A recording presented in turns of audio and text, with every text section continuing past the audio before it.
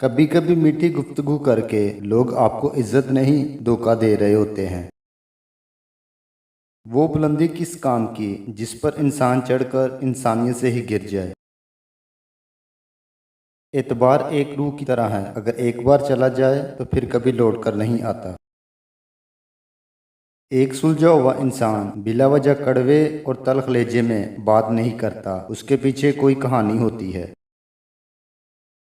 ہم انسانوں کے دل کبھی بھی مطمئن نہیں ہوتے، ہم خوشی میں بھی کہیں نہ کہیں سے غم کا جواز ڈھونڈ لیتے ہیں۔ ہر کوئی مستقبل کی منصوبہ بندی کر رہا ہے اور کوئی نہیں جانتا کہ وہ شام تک زندہ رہے گا یا نہیں۔ کبھی کبھی انسان کو وہ رشتے بھی تھکا دیتے ہیں جو اس کا سکون ہوتے ہیں۔ انسان کی تمام فطرتوں میں سے المناک فطرت یہ ہے کہ اسے مکمل مل جانے والی چیز سے اکتاہٹ ہونے لگتی ہے۔ سچے رشتے اور سچے دوست خوشیوں میں زینت اور دکھوں میں سہارا ہوتے ہیں۔ سالوں کا تعلق ہو، غضب کی محبت ہو یا پھر بلا کا عشق ہو، جن لوگوں کے لیے آپ بیکار ہو جائیں وہ لا تعلقی ظاہر کرنے میں ایک لمحہ بھی نہیں لگاتے۔ زندگی ایک کھیل ہے جس میں آپ کھلاڑی بھی ہو سکتے ہیں اور کھلونا بھی۔ صرف انسان ہونا کافی نہیں ہے، انسان کے اندر انسانیت کا ہونا بھی ضروری ہے۔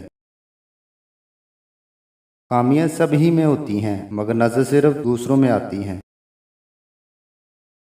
انسان کو کوئی چیز اتنا نہیں بدلتی جتنا اس کے دل پہ گزری ہوئی تکلیفیں اسے بدل دیتی ہیں، اور تکلیفیں بھی وہ جو اس نے تنہا جھیلی ہوں۔ زندگی میں سب سے مشکل کام ماضی کی اندھیری قبر سے نکل کے زندگی کی طرف آنا، جس میں اکثر ہی لوگ ناکام ہو جاتے ہیں۔ غصے کے وقت برداشت کرنے کا ایک لمحہ آپ کو ہزاروں دفعہ شرمندہ ہونے سے بچا لیتا ہے۔ زندگی ایک انجان کتاب جیسی ہے، اگلے صفحے پر کیا لکھا ہے کسی کو نہیں پتا۔ دھوکے کی خاصیت ہے کہ دینے والا اکثر کوئی خاص ہی ہوتا ہے۔ جب آپ کسی پرندے کا پنکھ چھینتے ہیں تو صرف اس کے پر نہیں چھینتے، اس کا پورا آسمان چھین لیتے ہو۔ ہم زندہ بندے کو روٹی تو نہیں دیتے لیکن مرے ہوئے کے نام پر دیگے دے دیتے ہیں۔ کبھی کبھی دکھ صرف دکھ ہوتا ہے، یہ آپ کو مضبوط نہیں بناتا، اس سے کردار نہیں بنتا، یہ صرف تکلیف دیتا ہے۔ زندگی اس کچی پینسل کی طرح ہوتی ہے جو ہر روز چھوٹی ہوتی جاتی ہے۔